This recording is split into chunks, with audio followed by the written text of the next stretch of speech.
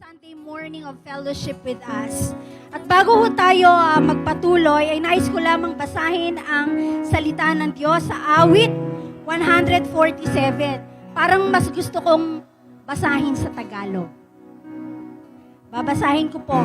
Purihin ninyo ang Panginoon sapagkat mabuting umawit ng mga pagpuri sa ating Diyos. Sapagkat maligaya at ang pagpuri ay nakalulugod. Amen. At yan ang gagawin natin ngayong umaga. Itinatayo ng Panginoon ang Jerusalem, kanyang pinipisan ang mga natapon na Israel. Kanyang pinagagaling ang mga may bagbag na puso at tinatalian niya ang kanilang mga sugat. He heals the brokenhearted and binds those who are wounded. Kanyang sinasaysay ang bilang ng mga bituin, siyang nagbibigay sa kanila ng lahat nilang pangalan. When God named all the stars, I wonder kung kung tugma ito sa pinangalan ng mga scientifico. I don't know. Pero praise the Lord dahil sa millions of stars na yon na may kanya-kanyang pangalan, tayo ay higit pa. Di ba? Mas iniibig tayo ng Panginoon dahil tayo ay nilikha niya ayon sa kanyang wangis. Amen. Dakila ang ating Panginoon at makapangyarihan. Sa lahat, ang kanyang unawa ay walang hanggan. Inaalalayan ng Panginoon ang maamo, kanyang inilulugmok sa lupa ang masama. Magsiawit kayo sa Panginoon ng pagpapasalamat. Magsiawit kayo sa alpa ng mga pagpuri sa ating Diyos. At sa verse 11, ang Panginoon ay naliligaya sa kanila na nangatatakot sa Kanya, sa nagsisiasa sa Kanyang kagandahang loob. Amen. Palakpakan natin ang salita ng Diyos. Hallelujah.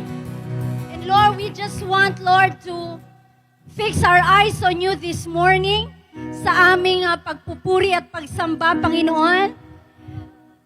Lord, we just want to posture our hearts, Lord God, wherein you can bless us, Lord God.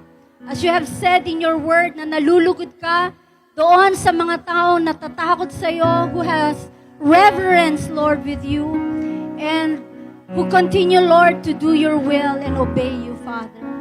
And so, Father, let our hearts be in that posture, Lord God, that we are right here, Lord, ready to worship, ready to praise your name because our hearts are grateful sa lahat ng mga bagay na ipinagkaloob mo sa amin, ang kagandahang loob na ibinigay mo sa amin, ang kagalingan ng aming mga pangangatawan mula sa sakit, ang pagbiyaya mo, Lord, ng mga provisions mo sa araw-araw.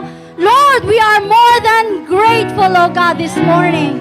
And so we will just lift our voices in worship to you, God. We give you honor and praise, Lord, in Jesus' name. Amen and amen. Let's worship the Lord. Yes, oh God. Hallelujah. Purihan ang dakilang Diyos. Amen. Amen. Amen. Sing this song.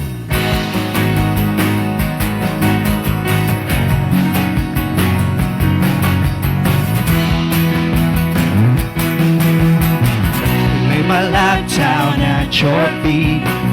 You're the only one I need. I turn to you and you will always there. Troubled times, it's you I see. I put you first, that's all I need. A humble Lord I am unto you. One way, Jesus, you're the only one that I can live for. One way, Jesus, you're the only one that I can live for.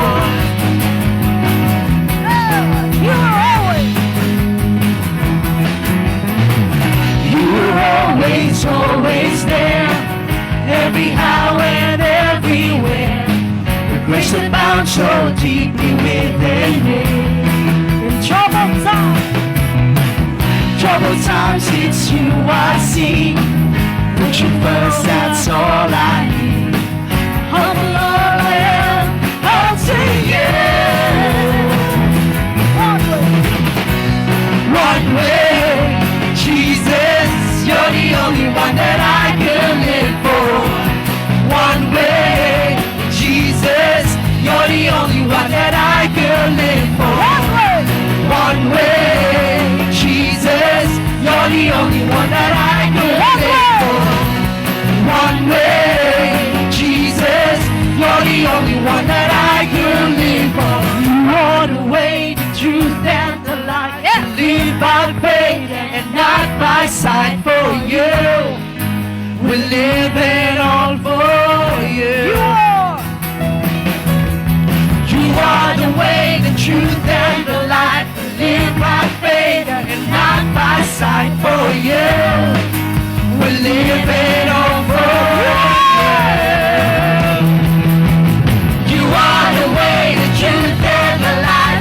Live by faith and not by sight. For you, we're living all for you. You are the way, the truth, and the light. Live by faith and not by sight. For you, we're living all for you. One way, Jesus, you're the only one that I can live for. One way, Jesus, you're the only one that I can live for. One way, Jesus, you're the only one that I can live for. One way, Jesus, you're the only one that I can live for.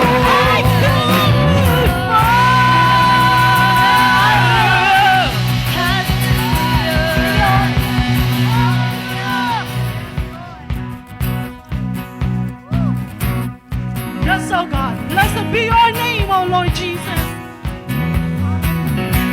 Blessed be your name in the land that is plentiful, where the streams of abundance flow. Blessed be your name. Blessed be your name when I'm found in the desert place.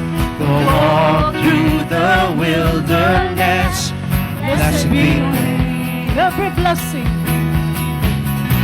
Every blessing you pour out, I turn back to praise. When the darkness closes in, Lord, still I will sing. Blessed be the name of the Lord. Blessed be your name, Yes, oh God. Jesus. Blessed be the name of the Lord. Blessed be your glorious name. Blessed be your name when the sun shining down on me, when the world's all as it should be. Blessed be your name. Blessed be your name when the road marked with suffering, when it's in the offering. Blessed be your name. every blessing, Every blessing you pour out, I turn back to praise. When the darkness closes in, Lord, still I will sing. Blessed be the name of the Lord. Blessed be your name. Blessed be the name of the Lord. Blessed be your glorious name. Blessed be the name of the Lord. Blessed be your name, Jesus. Blessed be the name of the Lord. Blessed be your glorious name. You give and take away. You give and take away. My heart will choose to say, Lord, blessed be your name. You give and take away. You give and take away.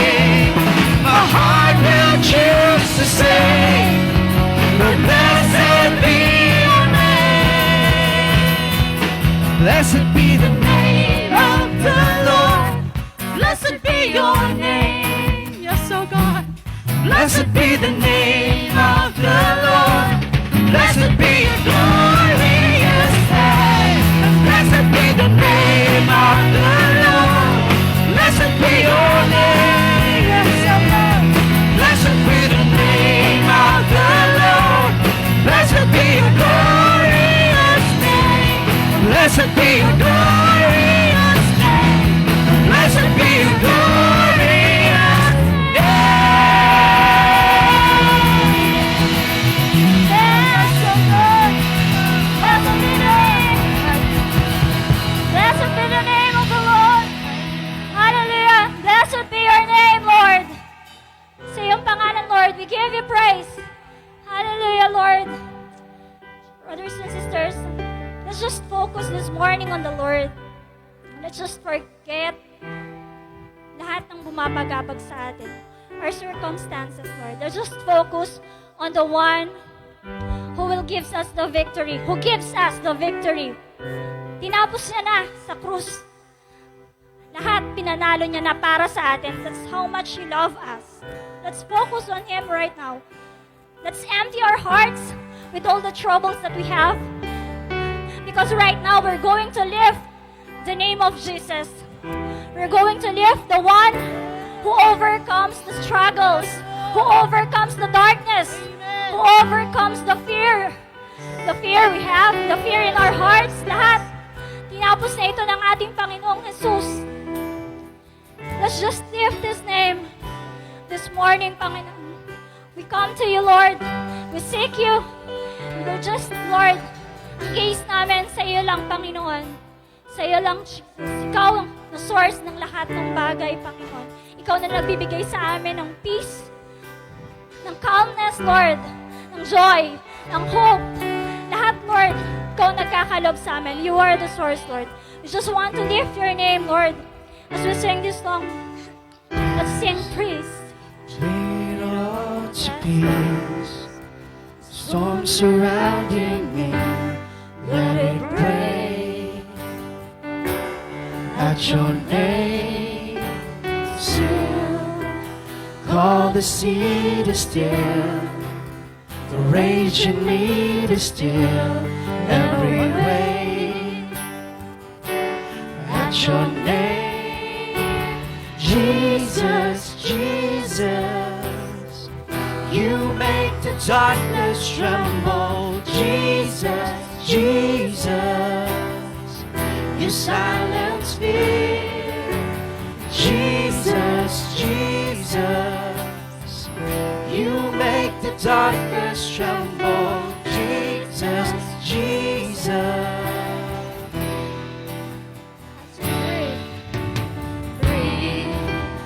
Call these bones to breathe. Call these lungs to sing. Once again, I will praise, breathe. Call these bones to breathe. Call these lungs to sing. Once again, I will praise Jesus, Jesus. You make the darkness tremble. Jesus, Jesus. You silence fear. Jesus, Jesus. You make the darkness tremble. Jesus, Jesus. Let's sing Jesus. Jesus, Jesus. You make the darkness tremble. Jesus, Jesus. You silence fear.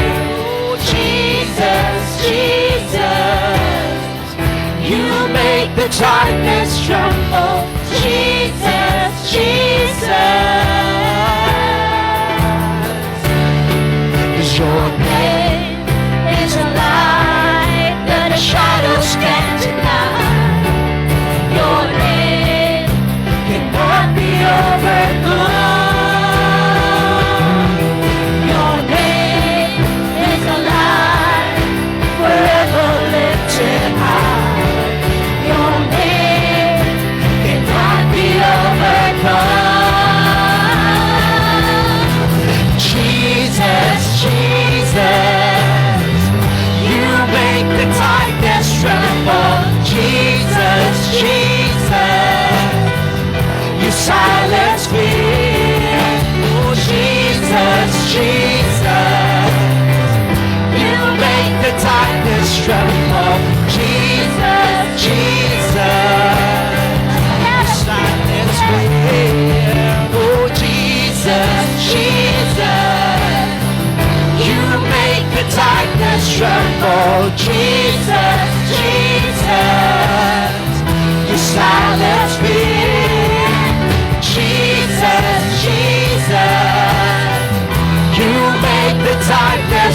tremble. Jesus,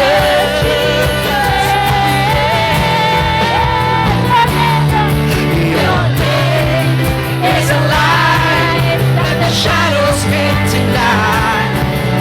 Your name cannot be overcome. Your name is a light forever lifted high. Your name cannot be overcome. Your name is a light that the shadows can't deny. Your name cannot be overcome. Your name is a light forever lifted high. Your name cannot be overcome. Jesus, Jesus, you make the darkness tremble. Jesus, Jesus, you silence fear. Jesus, Jesus, you make the darkness tremble. Jesus, Jesus, silence fear. Jesus, Jesus, You make the darkness tremble. Jesus, Jesus, you silence fear. Jesus, Jesus, You make the darkness tremble. Jesus, Jesus, Jesus. Your name is great. Your name is great. Oh, just want to lift your name. Jesus, lift your name. your name is victorious. There is power in the name.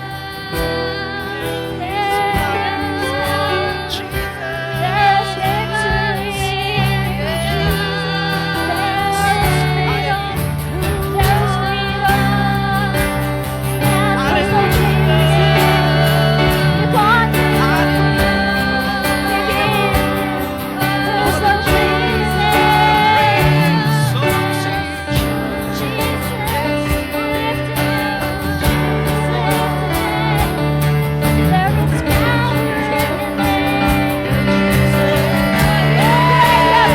Cause the enemy's been defeated. Death couldn't hold you down.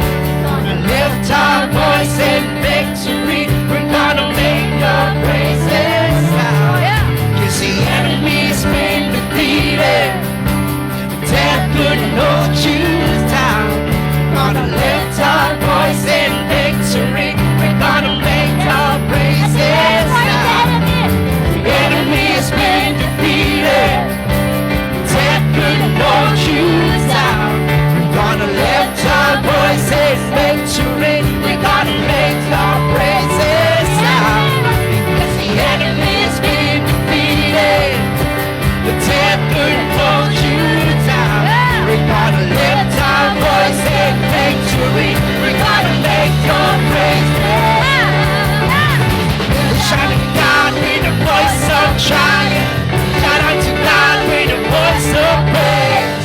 Shout out to God with a voice of triumph. We'll let your name on. We'll let your name on. Shout out to God with a voice of triumph. Shout out to God with a voice of praise. Shout out to God with a voice of triumph. We'll let your name up. We'll let your name up. Shout out to God with a voice of triumph. Shout out to God with a voice of praise.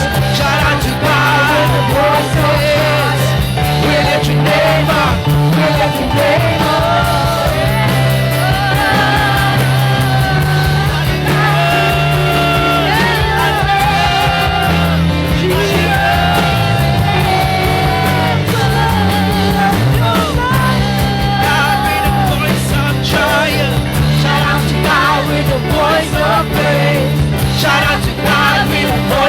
Triumph, we lift your name up, we lift your name up. triumph. Shout out to God with a voice of praise. Shout out to God with a voice of triumph. We lift your name up. We lift your name up. Shout out to God with a voice of triumph. Shout out to God with a voice of praise. Shout out to God with a voice of triumph. We lift your name up. We lift your name up.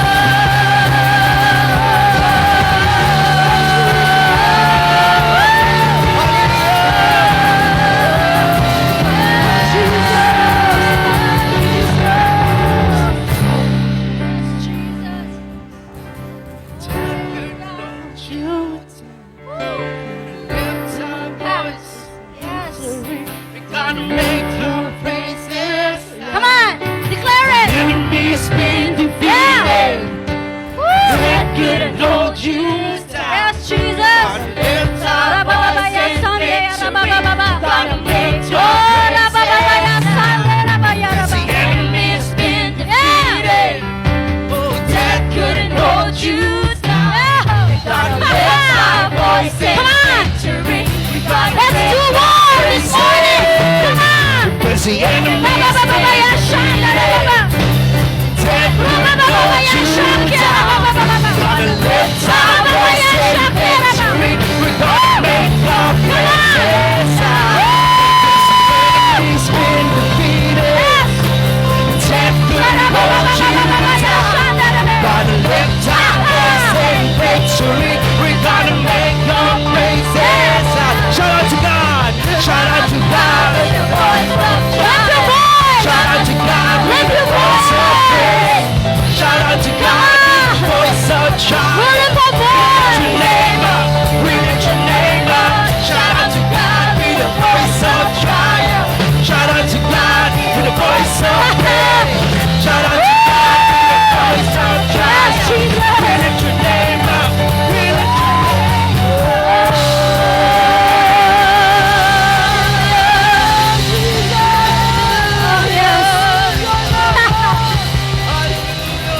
Yes, Jesus. Yes, Lord. Let our worship and our praises, Lord God, be a sweet-smelling sacrifice before your throne. Salamat, Panginoon. Dahil kami nakatatayo sa iyong harapan, hindi dahil sa aming mga ginawa, hindi dahil sa aming mga sariling kabutihan, Panginoon. Ngunit ito ay dahil sa ginawa mo para sa amin sa krus ng Kalbaryo. Salamat, Panginoon.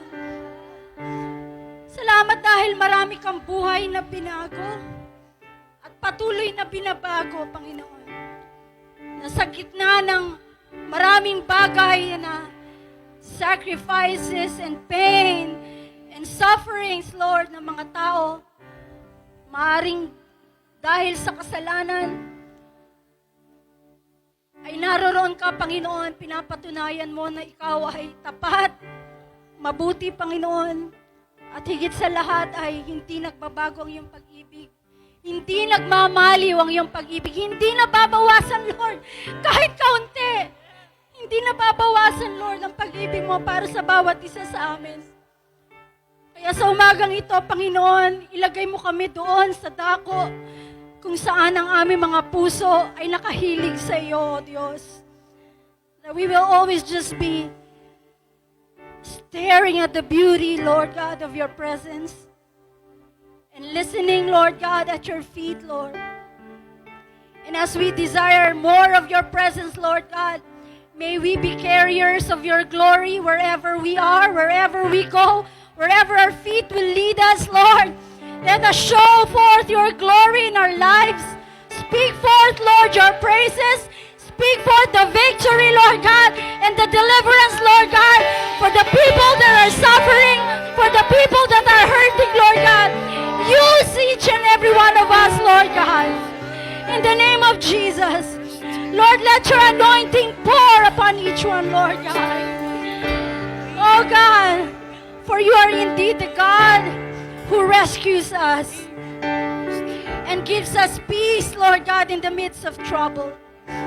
Thank you, Lord, for the promise of your word in Habakkuk where you said, for the earth will be filled with the knowledge of the glory of the Lord, just as the waters cover the sea. It doesn't matter, Lord God, kahit gaano kagulong nangyayari sa aming palibot. Sinabi mo sa iyong salita, pinangako mo yon, na mapupuno, Lord God, ang sanlibutan ng kaunawaan ng iyong kaluwalhatian. Kaya we give you glory. We give you praise, Lord, for everything, oh God. Oh God, you deserve the praise and the honor. In Jesus' name we pray. Amen and amen. Hallelujah. Thank you, Jesus. Thank you, Lord. Isang mapagpalang linggo ng umaga muli sa inyo mga kapatid na nasa kanilang mga tahanan. Ako po ay excited na iparating sa inyo ang mensahe ng Panginoon Diyos na magbibigay ng karampatang kalakasan sa ating pong mga maaring nanlulupaypay na kaluluwa, nanlulupaypay na pangangatawan. At ang dalangin ko po na ang salita pong ito ay magbigay po ng higit na kalakasan sa bawat isa sa atin. Kaya I titled the message, A Giant Meal. Yan. Kung kayo ay mahilig sa McDonald's, yan, may Big Mac. Kaya Happy Meal. Kaya pagkain po ang ating bibigyan pansin, hindi po nutrisyon ng ating mga espiritu at kaluluwa. Sinasabi po na the Lord rewards maturity with increased responsibility. Okay, dito makikita natin na binibigyan ng Panginoon Diyos ng maturity ang ating pong pakikipag-ugnayan sa Kanya at mas lalo pa din po niyang nilalakihan po ang ating mga responsibilidad. At babasahin po natin ang Numbers 14 verse 9, isang talata.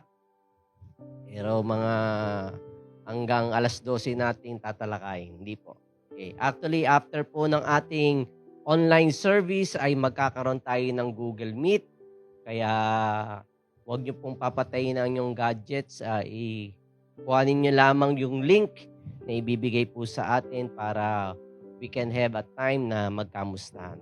Kaya let's us engage ourselves as we stand in the presence of the Lord in Numbers 14 verse 9. Aking pong babasahin. Only rebel not ye against the Lord, neither fear ye the people of the land, for they are bread for us. Their defense is departed from them, and the Lord is with us. Fear them not. Let's all have a time of prayer. Panginoon, salamat sa pagkakataong ito na kami ay malaya na makakapakinig ng iyong salita at magbibigay, Panginoon, ito ng nutrisyon sa aming pong espiritual na pangangatawan. At hinihiling po namin, O Diyos, na Ikaw ang magbukas ng aming puso't kaisipan upang ang lahat, Panginoon, ng mga katuroang ito, lahat ng mga prinsipyo ay mai-apply po namin sa aming mga buhay. Kaya sa iyo pong papuri, ito po aming samadalangin sa matamis na pangalan ni Jesus. Ang lahat magsabi ng Amen. Yan. Praise the Lord. As I've said, the Lord rewards maturity with increased responsibilities. Alam po natin na ipinangako ng Panginoon Diyos ang lupang pangako sa mga Israelita. At kung ilagay natin sa ating imagination, hindi po ito lugar na kung saan sila ay maglalatag lamang ng kanila pong mga banig o yung picnic, magpipiknik sila along the promised land or along the beach, and sila ay iinom ng kanilang lemonade. Okay? A promised land is a place where they need to actually work. Kinakailangan po na sila ay kumilos, kinakailangan po sila ay magtrabaho. Okay? At ating pong natalakay na yung mana, okay, that comes from heaven, ay nung sila po ay nagsimula ng the day that they entered the promised land, ito pong mana stop coming from heaven. Nawala na po yung delivery, okay, ng mana from heaven. At kinakailangan na po na sila, they need to be able to till the land. Okay? Kinakailangan sila ay magbungkal na ng lupa as they entered the promised land. Alam niyo po, ang isa sa pinaka di ka nais-nais na espiritu na lumalaganap sa atin ngayon ay yung espiritu wherein people are looking for an opportunity not to work. Okay? Ito nga yung tinatawag na entitlement. Okay? Maging maaari sa loob ng inyong mga tahanan, yung mga kabataan natin, utusan, galit na agad. Okay? Dahil parang they are entitled not to work. Okay? Gusto lang nila na kumain, matulog, okay, at gawin yung kanilang pagnanais. Okay. ang pagtatrabaho po ay dinisenyo ng Panginoon Diyos sa atin. It is designed, okay, by the Lord for a purpose, okay? And the fulfillment of our design is found in work. Para po natin ma-discover yung dinisign ng Panginoon Diyos sa atin o yung fulfillment ng mga pangako ng Panginoon Diyos sa atin ay matatagpuan po natin sa ating pong pagtatrabaho. Kaya kung bibigyan po nating pansin kung ang liyabi po ay gagamitin yung pamukpok, okay, ng pako, hindi po dinisign ang liyabe para ipukpok sa pako. Okay? Ano ang tools na kinakailangan mo para ibaon ng pako? Okay? Kinakailangan nyo po ng martilyo. Okay? Dahil ang martilyo ay talagang dinisenyo para pukpukin ang pako. Pero ang liyabi po ay hindi dinisenyo doon. It can work, pero it is not designed for that. At kadalasan po, ganun ang nangyayari sa ating mga buhay. Okay? We are trying to do these things that is not designed for us. Kaya Israelites or the people of Israel was given a promised land. Okay? And I'm telling you this, brothers and sisters, our future is defined by promises. Okay? By the promises of God. Mga pangako ng Panginoon Diyos sa ating buhay. At kung malalaman ninyo sa mga nagdaang taon ay aking pong pinupush ang bawat isa na to get a word from God, to get a promise from God. Okay? Para ito ang siya nating mapanghawakan sa ating mga buhay. And I'm telling you, the measure of your yeses to God's promise is the measure that you will step into the fullness of that promise. Kaya sa bawat po pag-submit natin o pag-oo natin sa mga pangako ng Panginoon Diyos sa ating buhay, ay dito makikita natin yung full manifestation ng kanyang mga pangako na ipufulfill niya sa ating buhay. Kaya the nation of Israel and Moses were looking at the promised land. Ito ang inilatag na pangako ng Panginoon Diyos sa kanila, the promised land, and they know that they have a vast inheritance, napakalawak ng kanila pong mamanahin sa mga pangako ng Panginoon Diyos sa kanila. Kaya ang ginawa po ni Moses, nagpadala po siya ng 12 tiktik, 12 spies, upang tiktikan. Ano ba itong promised land na ipinagkakalob sa atin ng Panginoon Diyos? Before they step in to that land. And so, pagkatapos magtiktik ng 12 spies, 10 of them, 10 doon sa 12, ay nagbalik ng balita na kung saan sinasabi nila na may mga higante. They are giants in the land. At ang sabi nila, para lamang tayong mga tipaklong sa kanila. And we cannot be able to win this battle. Yun ang report ng 10 mga tiktik. Samantalang si Josue at si Caleb, two of them, Joshua and Caleb, ang kanilang binanggit sa kapulungan ng mga Israelita, it is a done deal.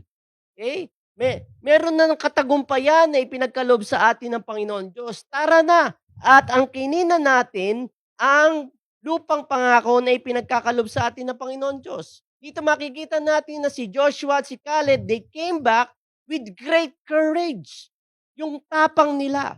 Okay? Kaya lang yung 10 spies, they persuaded the crowd, the people to move into fear.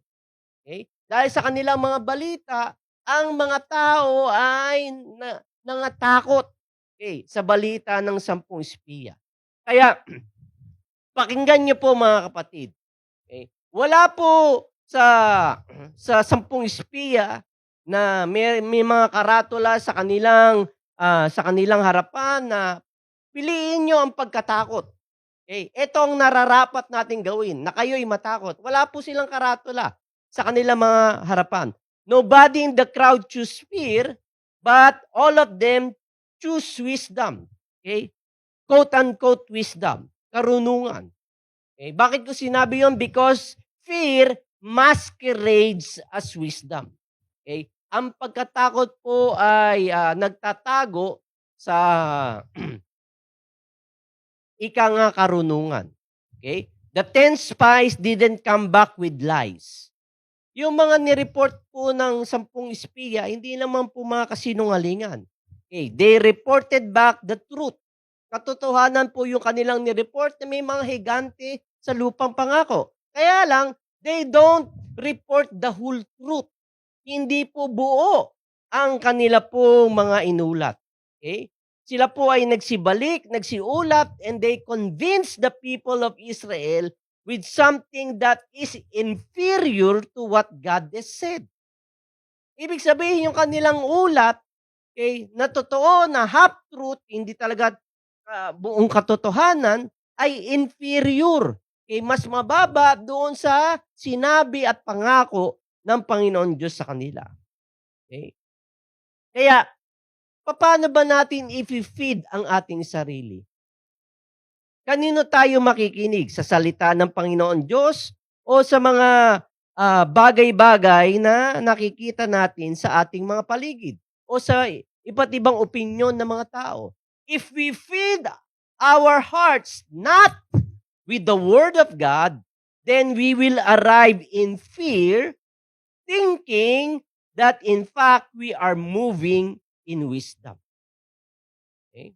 Sa Tagalog po, kung hindi po tayo nakikinig sa mga pangako at salita ng Panginoon Diyos na kanyang ipinagkakalob sa atin, okay, simple lamang po yun. Okay? Tayo po ay patutungo sa espiritu ng pagkatakot sa ating mga buhay na kung saan inaakala natin na tayo ay kumikilos ayon sa karunungan.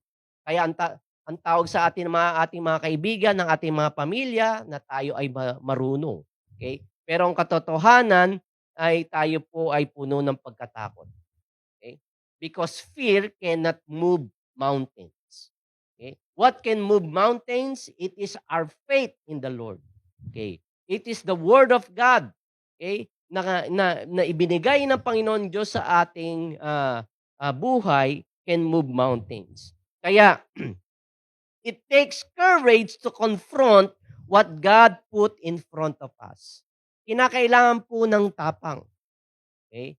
Sa anumang mga bagay na inilalagay ng Panginoon Diyos na ating haharapin. Si Joshua and Caleb, okay, they told the crowd, the Israelites, not to rebel against God but by failing to enter the promise. Okay? Bigyan ko ng din yun, no? Joshua and Caleb told the crowd not to rebel against God by failing to enter the promise. Kaya dito po sa Numbers 14, verse 9, ay makikita natin na ito ang kanilang mga binanggit na salita. Only rebel not ye against the Lord, neither fear ye the people of the land, for they are bread to us. Binigyan ko ng diin yun, no? Excuse me. In-underline ko. For they are bread to us. Their defense is departed from them and the Lord is with us. Fear them not. Okay? Anong sinasabi po dito sa verse na ito? Sinasabi po ni Joshua at ni Caleb na, oo, tama. May mga higante sa lupain na iyon. Okay? But the giant looks different if you believe the promise of God. Okay? Tandaan nyo, the giant looks different if you believe the promise of God. Kaya anong sinabi ni Joshua at ni Caleb? They are bread to us. Itong mga higanting ito ay pagkain natin. Kaya, nais ko pong sabihin sa inyo that there are certain spiritual nutrients apart from defeating a giant. Okay? The meal that you are hungry for is in the triumph of the giant you are facing. Okay? Yung kalusugan, yung spiritual nutrients, okay, na ikaw ay gutom na iyong inaasam, ay nasa pakikibaka mo sa mga hinaharap mong higante sa iyong mga buhay. Okay? And I believe God has given each one of us an appetite to be strong spiritually. Okay? May appetite tayo, okay, to be strong spiritually. Okay? That there is more in this life, okay, na ating inaasam. Okay? We want strength for the battle, but God says the strength comes from the battle. Ulitin ko yun, no? We want strength for the battle. Okay? Ang ating pong mga panalangin na bigyan tayo ng kalakasan ng Panginoon Diyos kung tayo po ay haharap sa mga samot-saring pagsubok sa ating mga buhay. Pero ang sabi ng Panginoon Diyos dito, the strength comes from the battle. Ang kalakasan na ating inaasam comes from the battle. Okay? Sa ating pong pakikibaka na hinaharap.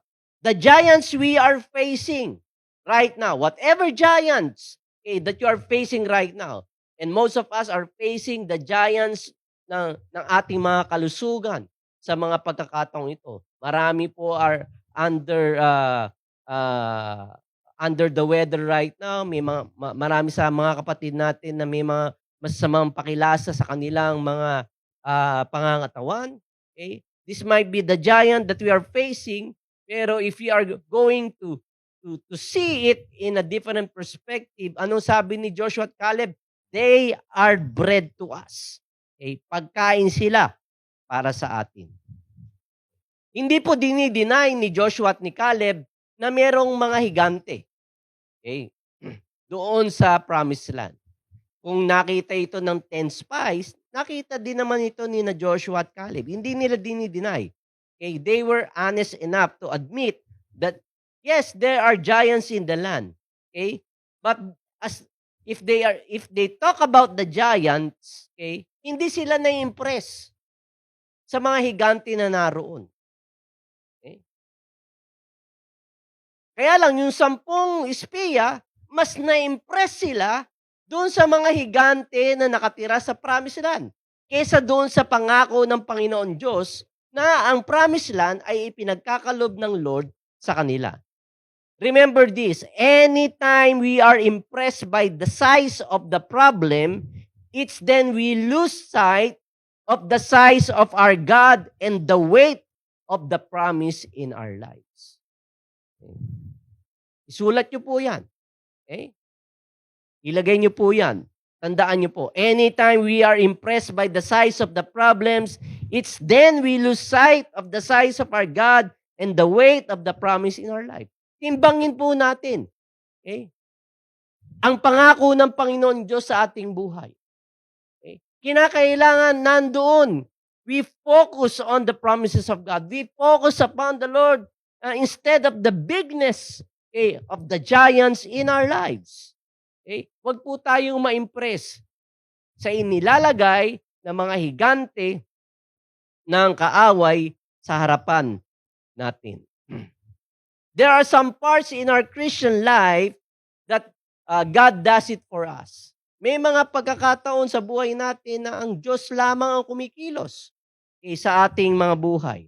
Na kung saan binibigyan niya tayo ng katagumpayan, maaring tayo po, we are not aware of that, pero God defended us here in this battle, and then He promoted us there, in this battle, and all of these things na ginagawa ng Panginoon Diyos, all we need to do is to show up.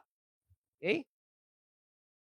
Ibig sabihin, lahat ng ito ay ginawa na ng Panginoon Diyos sa atin. But there are parts of our walk with the Lord, okay, that the nutrients we need is actually found in the giants we are facing.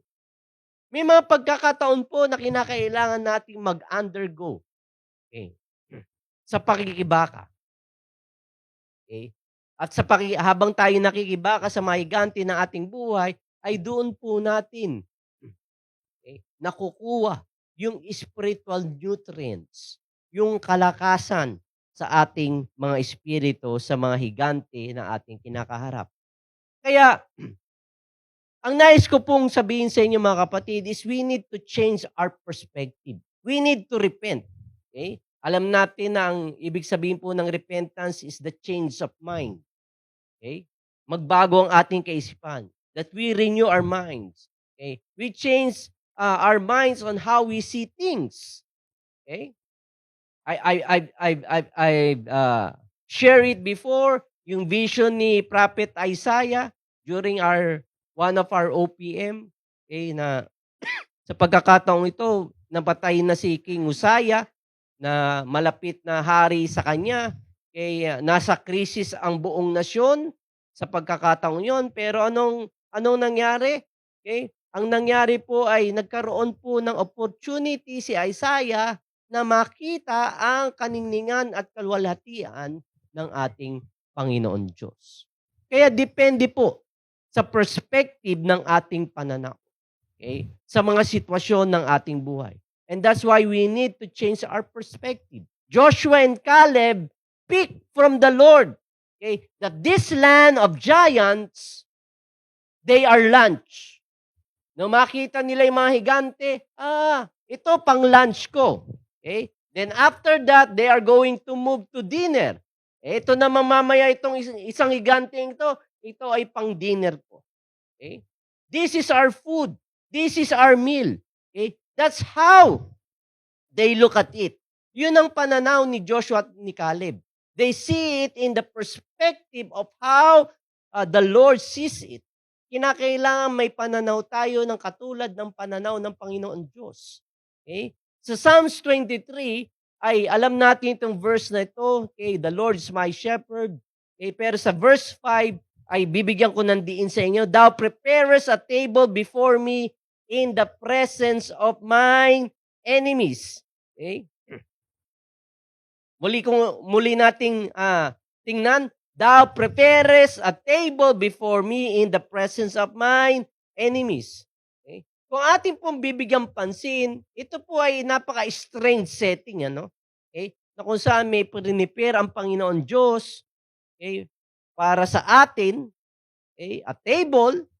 Kaya lang, why is it in the presence of our enemies? Okay? Imagine that. Okay? Imagine God prepared the richest food, the glorious food that you could ever eat in your life. Okay? And if you would try to look at it, maybe God is a good cook. Okay? Kung meron siyang piniprepare sa atin, ay maaring magaling siyang magluto, no? Okay? So, ano ba yung table? Anong nire-represent ng table? Okay? Ang table po, okay, maging sa ating mga tahanan, it is a place of nourishment. Doon tayo nagsisikain ng ating breakfast, lunch, at dinner. Okay? It is also a place of fellowship, a place of interaction, and a place of connection. Kami ni Ma'am Eunice, we make it a point na every time we would eat as a family, we try to talk to each other. Okay? Whatever issues, okay, or whatever things that we want to talk, okay, during the time that we're eating. We try to enjoy each other's company.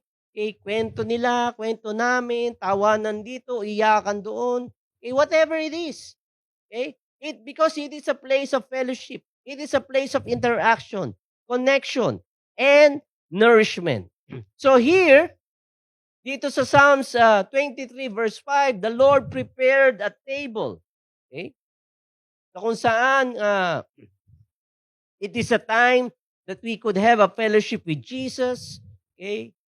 And just try to imagine Jesus looking into your eyes, and then you're looking into His eyes, okay, with glaring eyes and blazing fire, okay, na nagniningning at nag-aalab, okay, ang kanyang mga mata ng may tenderness, ng compassion at pag-ibig niya, okay, sa ating mga buhay. At sa mga salita na kanyang binabanggit, yung kanyang words gives us encouragement of whatever possible problems that we need to face.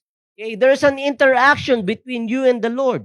Okay, that table, okay, will define our purpose and our reason for our whole being. Okay? Kaya ito yung pagkakataon na we have fellowship with the Lord. Okay? Na kung saan yung words niya is a life-giving encounter of His very presence. Kaya lang, the strange thing is that it is in the presence of our enemies. Thou prepares a table before me in the presence of our enemies. Okay? Bakit may ganun pa? But in the presence of our enemies. Okay? And sad to say, marami sa mga Kristiyano, they sit at the table day after day.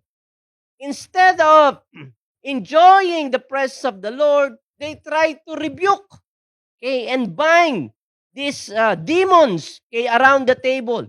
Mas preoccupied pa sila doon sa mga demonyo around the table. And they forgot the nourishment, the benefit of the nutrients of that very moment. Okay, that the Lord has prepared a table before them. Okay? So they are lacking the nourishment that define their future.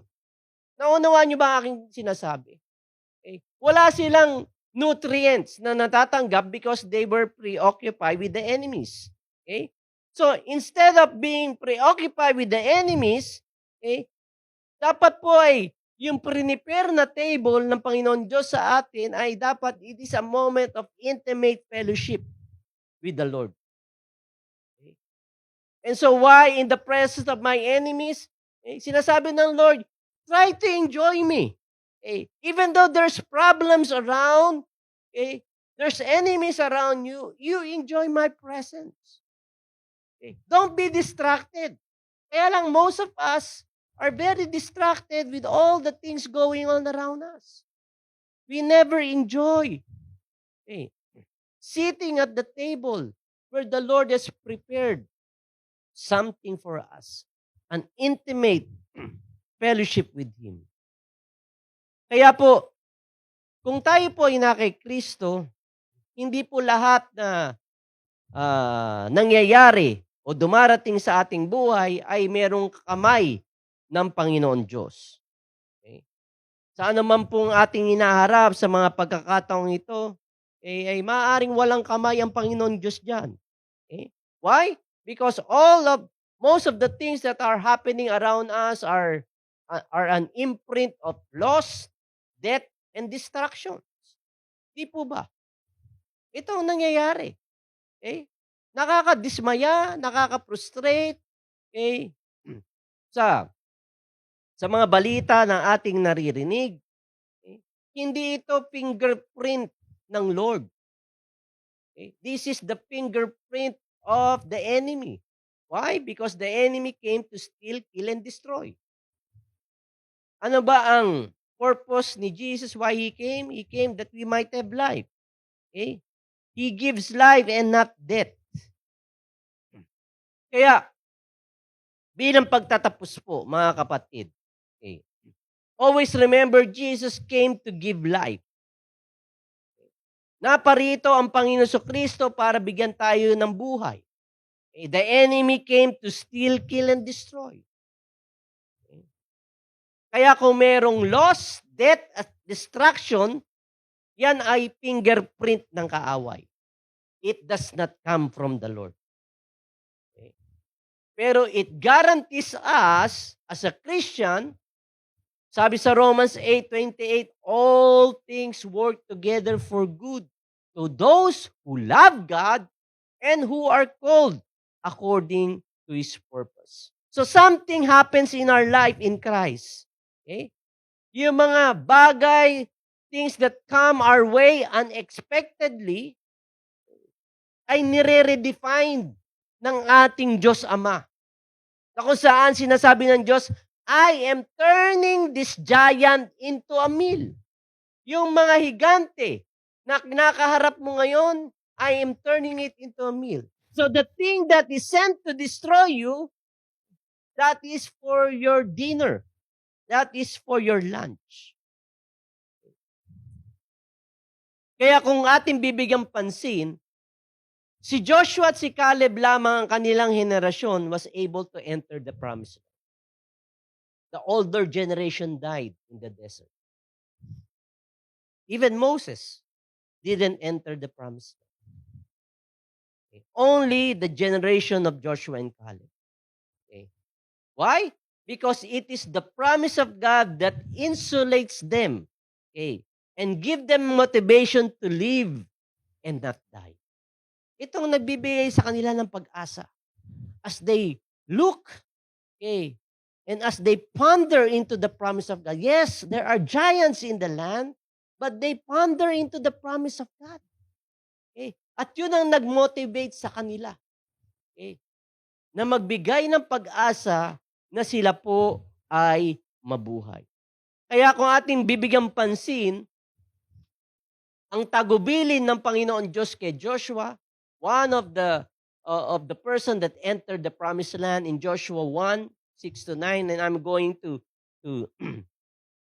to end with this verse. Nang sabi sa verse 6, be strong and be good courage.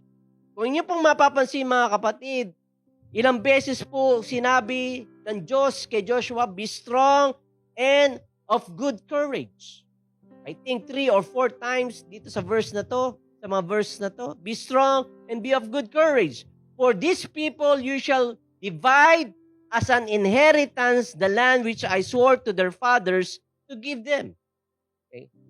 Ang tagubilin ng Panginoon Diyos kay Joshua na ikaw ay gagamitin ko para yung inheritance kaya na ipinagkakalob ko, yung promise na ipinagkakalob ko ay i-divide mo among the people.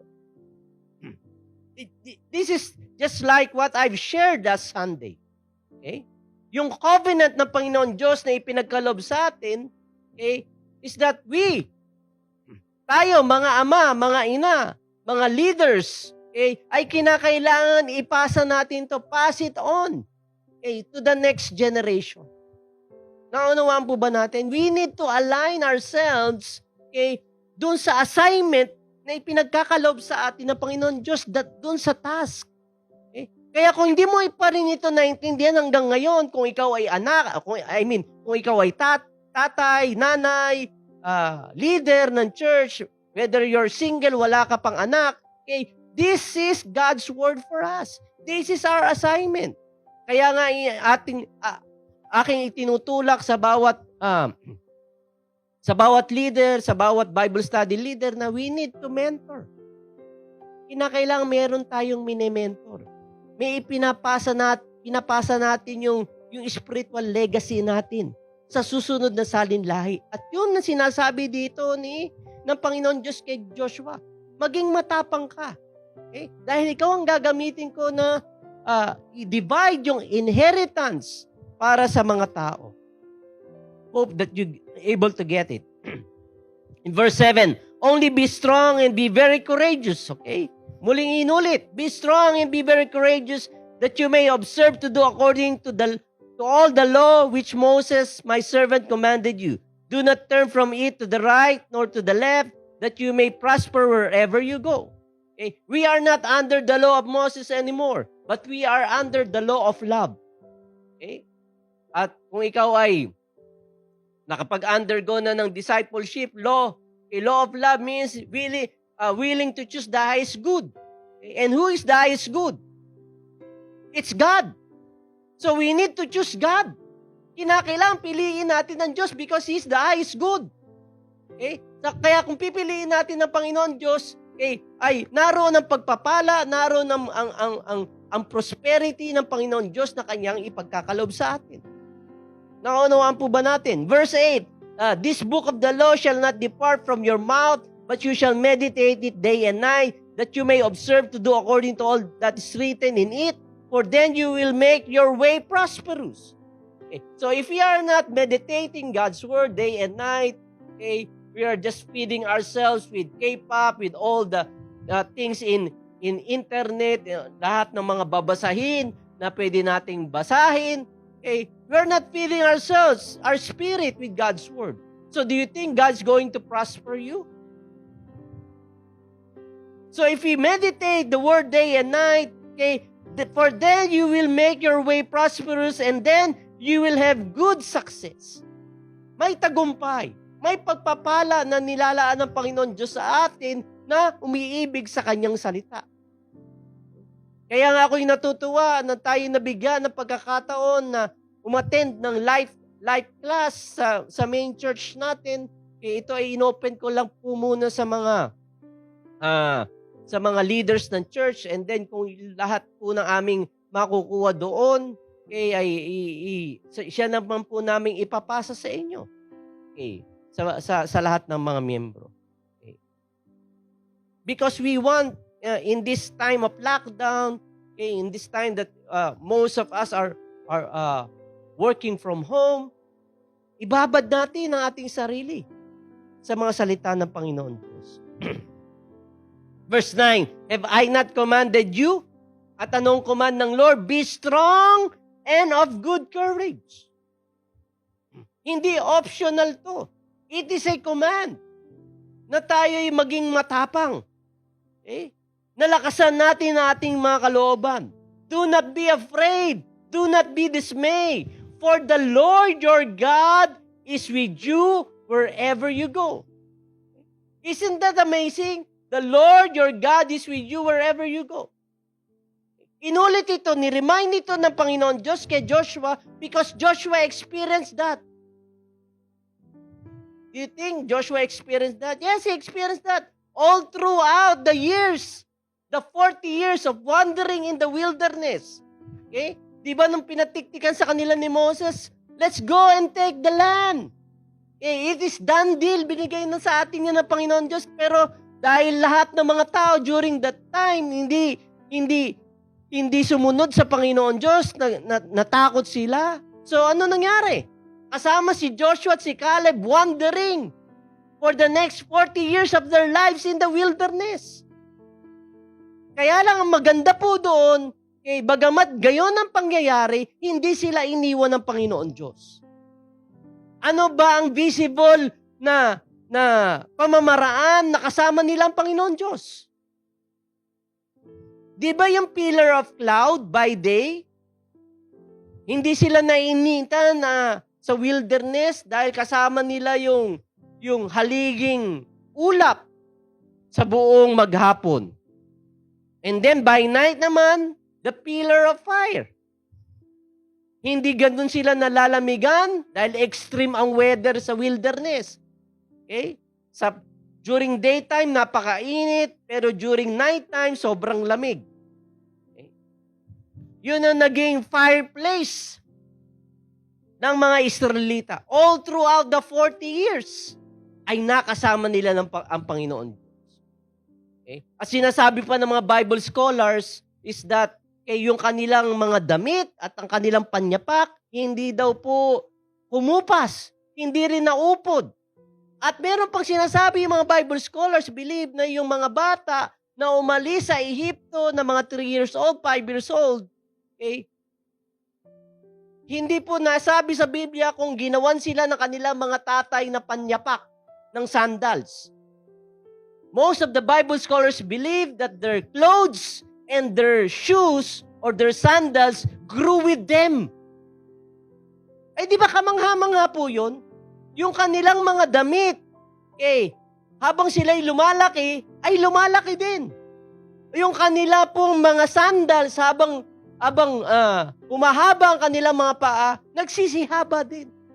Isn't that an amazing promise and provision of God in their lives? Na sinabi ng Lord, I will be with you wherever you go. The same thing din po ang ipinapangako ng Panginoon Diyos sa bawat isa sa atin. Wherever we go, God is going to be with us. Okay? So my prayer to you, brother and sister, let us not be impressed with all the negative things and all the problems and all the giants coming our way. Okay? Let's have a change of mind. Okay? Let's repent. Let's renew our mind.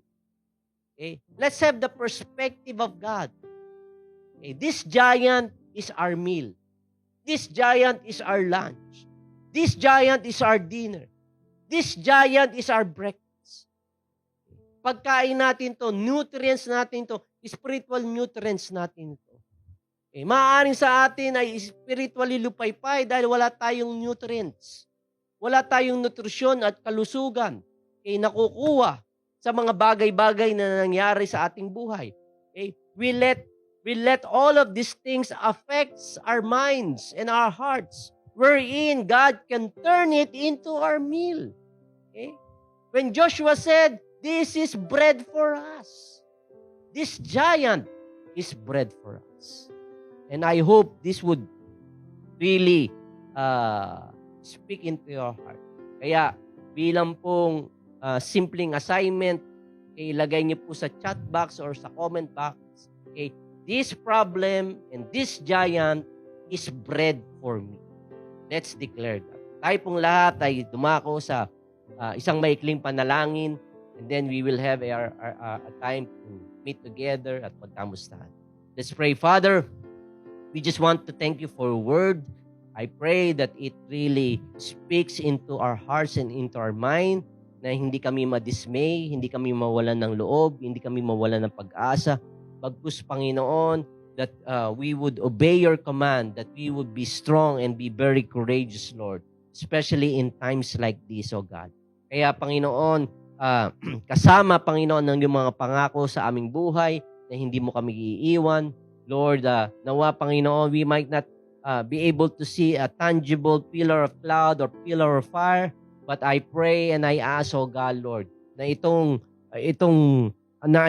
ang iyo pong makapangyarihang presensya ang siyang sumaklob sa amin, Panginoon. Wherever we go, God, Lord, ikaw ang aming kasama. Kaya, Lord, salamat, Panginoon, sa mga nutrients na amin pong makakamtan as we face, Lord, the giants in front of us, O God. Knowing, Lord, na ikaw ang kasama namin sa battle and the battle belongs to you. We give you praise, we give you thanks in this prayer. In Jesus' name, everybody says, Amen. Pagpalain po kayo ng Panginoon Diyos sa mga araw pang darating, at mamaya later on we will have a Google Meet, and I hope that you will be able to join. God bless you po.